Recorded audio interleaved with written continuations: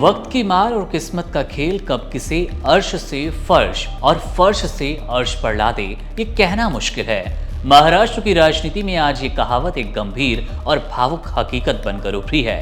राज्य के इतिहास में करीब 48 वर्षों के लंबे इंतजार के बाद वो पल आ चुका है जब सत्ता के दूसरे सबसे ऊंचे पद की कमान किसी महिला के हाथों में है। लेकिन ये बदलाव किसी सामान्य राजनीतिक जोड़ तोड़ का नतीजा नहीं, बल्कि एक गहरी त्रासदी और भारी जिम्मेदारी के बीच उपजा नेतृत्व है। सुनेत्रा पवार, जिन्हें अब तक महाराष्ट्र की सियासत में एक शांत और शालीन वाहिनी के रूप में देखा जाता था, आज वही राज्य की पहली महिला उप मुख्यमंत्री बनकर इतिहास के पन्नों में अपना नाम दर्ज करवा चुकी हैं। ये क्षण जितना ऐतिहासिक है उतना ही भावुक भी है, क्योंकि इसके पीछे एक ऐसे कद्दावर नेता की कमी है जिसकी भरपाई शायद कभी हो ही ना पाए। नमस्कार, मेरा नाम है मुकुंद और आप देखना शुरू कर चुके हैं वन इंडिया का स्पेशल न्यूज बुलेटिन देश दिन भर। इस गंभीर बदलाव की गंभीरता को प्रधानमंत्री नरेंद्र मोदी के उस एक संदेश ने और भी बढ़ा दिया, जिसने पूरे देश का ध्यान महाराष्ट्र की ओर खींच लिया है। प्रधानमंत्री ने न केवल सुनेत्रा पवार को इस गरिमामयी पद की बधाई दी, बल्कि उनके साथ दिवंगत अजीत पवार की विरासत को जोड़कर एक अत्यंत भावुक और सशक्त संदेश दिया। प्रधानमंत्री का कहना है कि सुनेत्रा पवार इस पद को संभालने वाली पहली महिला हैं और वे अपने दिवंगत पति अजीत दादा पवार के उन सपनों को साकार करेंगी जो कि अधूरे रह गए। ये दर्शाता है कि केंद्र सरकार इस नियुक्ति को केवल एक राजनीतिक विकल्प नहीं मानती, बल्कि एक भावनात्मक उत्तराधिकार के रूप में देख रही हैं। प्रधानमंत्री का यह अटूट विश्वास सुनेत्रा पवार के कंधों पर एक बहुत बड़ी जिम्मेदारी डालता है, जो कि न केवल प्रशासन चलाना भर है, बल्कि उस भरोसे को भी कायम रखना है जो कि जनता ने अजीत पवार पर कभी जताया था। सुनेत्रा पवार का इस पद तक पहुंचने का रास्ता किसी बड़े तूफान के गुजरने के बाद की शांति जैसा है। 28 जनवरी की वो मनहूस तारीख महाराष्ट्र में कभी भी भुलाई नहीं जाएगी, जब बारामती के पास हुए एक दर्दनाक विमान हादसे ने महायुति सरकार के सबसे मजबूत स्तंभ अजीत पवार को हमसे छीन लिया। उस हादसे ने न केवल एक परिवार को उजाड़ा, बल्कि महाराष्ट्र की सत्ता में एक ऐसा शून्य पैदा कर दिया जिसने पूरे राज्य में एक अस्थिरता ला दी। इसी भारी दुख और संकट की घड़ी में सुनेत्रा पवार को आगे आना पड़ा और अब वो राज्य की उप मुख्यमंत्री बन चुकी हैं। राष्ट्रवादी कांग्रेस पार्टी की बैठक में जब वरिष्ठ नेताओं ने उनके नाम का प्रस्ताव रखा तो माहौल बेहद गमगीन था। शनिवार की शाम जब राजभवन में शपथ ग्रहण समारोह हुआ तो वहां कोई उत्सव का माहौल नहीं था, बल्कि एक संकल्प की गूंज थी। शपथ लेने से पहले अपने दिवंगत पति की तस्वीर पर पुष्पांजलि अर्पित करते हुए सुनेत्रा पवार की नम आंखों ने ये तो साफ कर दिया कि वे इस कांटों भरे ताज को केवल सत्ता के लिए नहीं, बल्कि अपनी विरासत को बचाने के लिए पहन रही हैं। शपथ लेते हुए उनकी आंखें नम थी, होठ कपकपा रहे थे, लेकिन मन में विश्वास था कि वे अजीत पवार की इस सियासत को बेहतर ढंग से आगे संभालेंगी। सुनेत्रा पवार का व्यक्तित्व केवल एक राजनीतिक परिवार की बहू तक सीमित नहीं है, बल्कि उनकी अपनी एक स्वतंत्र और मजबूत पहचान है। 10 अक्टूबर 1963 को धाराशिव जिले के तेरे गांव में एक स्वतंत्रता सेनानी के घर जन्मी सुनेत्रा के संस्कारों में समाज सेवा बचपन से रची बसी थी। उनकी शैक्षिक योग्यता आज उन्हें आज के दौर में सबसे पढ़े लिखे और समझदार नेताओं की कतार में खड़ा करती है। उन्होंने औरंगाबाद की डॉक्टर बाबा साहेब आम्बेडकर मराठावाड़ यूनिवर्सिटी से अप्रैल 1983 में बीकॉम की डिग्री ली और उसके बाद पोस्ट ग्रेजुएशन पूरा किया। वाणिज्य और अर्थशास्त्र की इस गहरी समझ ने उन्हें व्यापार और प्रबंधन की बारीकियों में माहिर बनाया। ये उनकी प्रशासनिक सूझबूझ ही थी कि उन्होंने बारामती में निर्मल ग्राम और जल संरक्षण जैसे बड़े प्रोजेक्ट्स को न केवल शुरू किया, बल्कि उन्हें सफलता के शिखर तक पहुंचा दिया।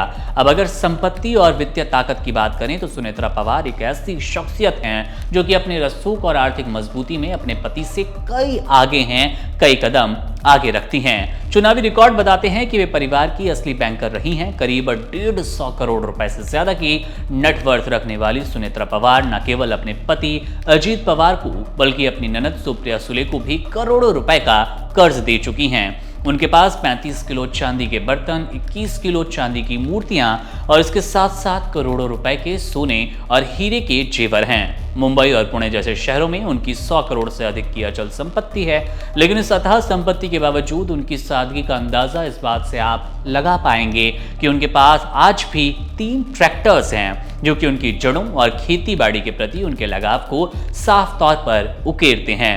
एक सफल उद्यमी के तौर पर उन्होंने 15,000 से अधिक महिलाओं को रोजगार देकर उन्हें आर्थिक रूप से आत्मनिर्भर भी बनाया है।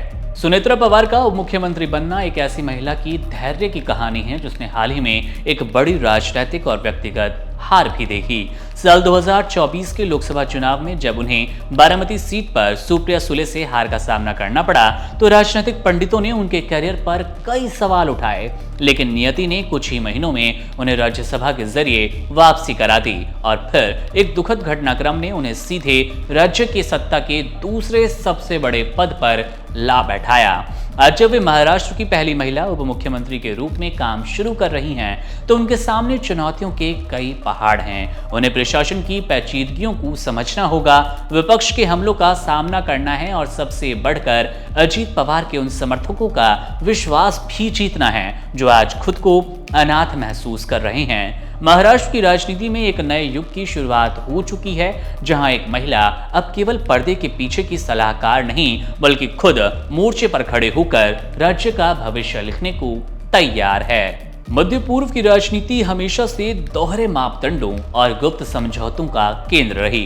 वर्तमान में जिस तरह से अमेरिका और ईरान के बीच तनाव अपने चरम पर पहुंच रहा है, उसने सऊदी अरब की भूमिका को बेहद संदेहास्पद और रहस्यमयी बना दिया है और ये स्थिति नजर भी ऐसी ही आ रही है। एक तरफ सऊदी अरब के क्राउन प्रिंस मोहम्मद बिन सलमान सार्वजनिक मंचों पर और फोन कॉल्स के जरिए ईरान को भरोसा दिलाते हैं कि वे ईरान की संप्रभुता का सम्मान करेंगे और अपनी धरती का इस्तेमाल ईरान के खिलाफ बिल्कुल नहीं होने देंगे, और दूसरी तरफ यही प्रिंस उनके रक्षा मंत्री वाशिंगटन की बंद कमरों की बैठकों में ईरान पर हमले की पुरजोर वकालत करते हैं। सऊदी अरब का ये दोहरा रवैया उसकी अपनी गहरी असुरक्षा और कूटनीतिक चालाकी को साफ दर्शाता है। दरअसल सऊदी अरब एक तरफ ईरान के साथ सीधे युद्ध के विनाशकारी परिणामों से बचना चाहता है, क्योंकि उसे आयतुल्लाह खामनेई की रणनीतिक ताकत और क्षेत्रीय पकड़ का पूरा अंदाजा है, लेकिन दूसरी तरफ वो चाहता है कि अमेरिका ईरान की कमर तोड़ दे ताकि क्षेत्र में उसका अपना वर्चस्व बना रहे। अब ये सवाल आज पूरी दुनिया में गूंज रहा है कि क्या ईरान के सर्वोच्च नेता आयतुल्लाह खामनेई को मुस्लिम देशों से धोखा मिल रहा है। हकीकत तो ये कि कुछ मुस्लिम देश अपनी सत्ता बचाने के लिए पश्चिमी ताकतों के आगे नाच रहे हैं, उनके इशारों पर सारे काम करने की कोशिश कर रहे हैं। सऊदी अरब का अमेरिका को हमले के लिए उकसाना ये बताता है कि मुस्लिम जगत में एकजुटता का भारी अभाव हो चला है, लेकिन खामेनेई इस शतरंज की बिसात को बखूबी समझते हैं। खामेनेई ने दशकों से ईरान के कड़े प्रतिबंधों और धमकियों के बीच जिस तरह से एक अजय किले के रूप में इस राष्ट्र को बनाया है, वो उनकी असाधारण नेतृत्व क्षमता को साबित करता है। ट्रंप की धमकियां और विमान वाहक पोत यूएसएस अब्राहम लिंकन की तैनाती सिर्फ एक मनोवैज्ञानिक दबाव बनाने की कोशिश है, ये बात बखूबी जानते हैं खामेनेई। ट्रंप भी जानते हैं कि ईरान पर हमला करना किसी मधुमक्खी के छत्ते में हाथ डालने जैसा होगा। ट्रंप की नीतियां अक्सर गरजने वाली रही, बरसने वाली नहीं, और जब बात खामेनेई जैसे मंझे हुए और आध्यात्मिक रूप से दृढ़ नेता की आती है तो ट्रंप के पास कोई ठोस विकल्प ही नहीं बचता। सऊदी अरब जैसे देश जो कि आज पर्दे के पीछे से साजिशें रच रहे हैं, वो भूल रहे हैं कि पश्चिमी देशों का साथ केवल स्वार्थ तक सीमित है। खामेनेई ने ईरान को न केवल सैन्य रूप से आत्मनिर्भर बनाया है, बल्कि एक ऐसा वैचारिक आधार दिया जो कि किसी भी बाहरी हमले को विफल करने की क्षमता रखता है। ट्रंप चाहे कितनी भी बड़ी सैन्य तैनाती कर लें, खामनेई के अड़े इरादों को डिगा नहीं पाएंगे। ईरान के पास जो क्षेत्रीय प्रतिरोध का नेटवर्क है, वो किसी भी अमेरिकी हमले का जवाब देने के लिए तैयार है।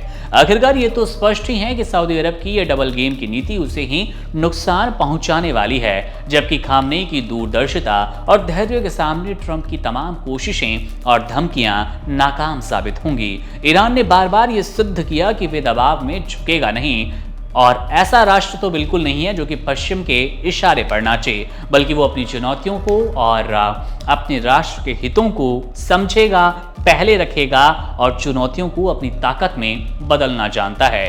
ट्रंप का कोई भी कदम ईरान की क्षेत्रीय हैसियत को कम करने की बजाय उसे एक और बड़ी और निर्णायक शक्ति के रूप में स्थापित करता चला जाएगा। जून 2025 में ईरान का किया गया वो शक्ति प्रदर्शन बार बार इशारा देता है, बार बार संकेत भी देता है कि ईरान इतनी जल्दी हार नहीं मानेगा। खामनेई पीछे हटने वाले बिल्कुल नहीं हैं। भारतीय सराफा बाजार और मल्टी कमोडिटी एक्सचेंज में शुक्रवार का दिन निवेशकों और आम खरीदारों के लिए बेहद चौंकाने वाला रहा। सोने और चांदी की कीमतों में एक ऐसी बड़ी गिरावट दर्ज की गई जिसने पिछले सभी रिकॉर्डों के बाद बाजार में खलबली तेज कर दी।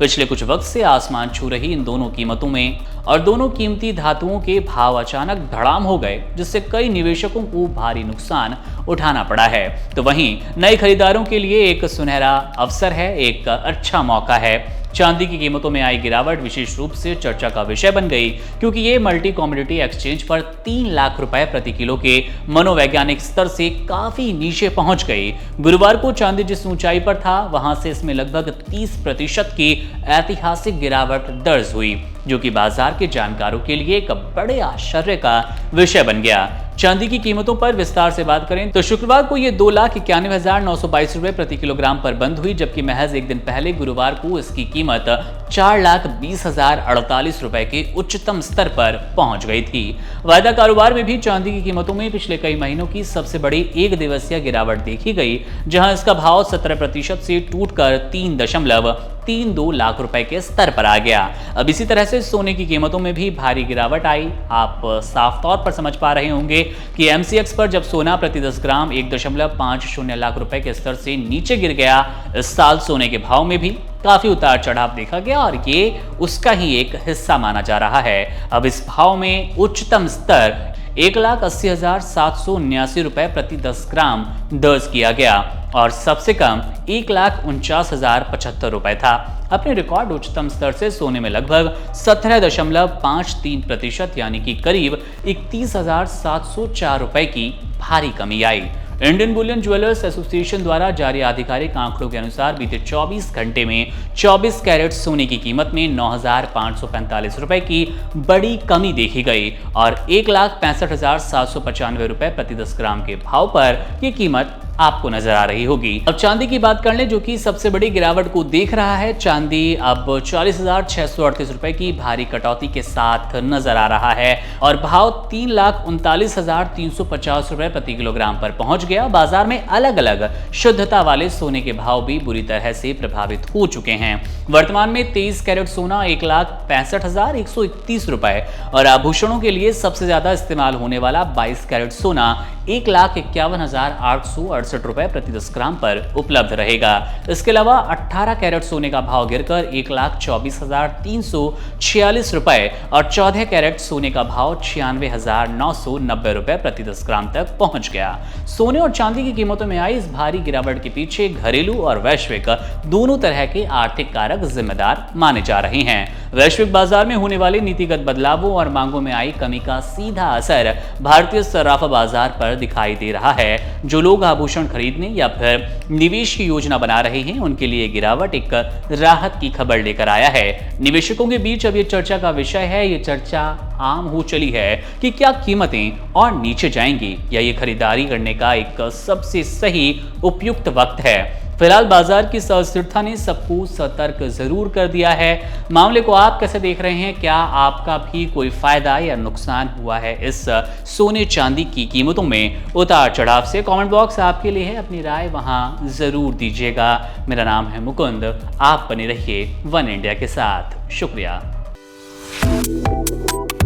Subscribe to One India and never miss an update. Download the One India app now.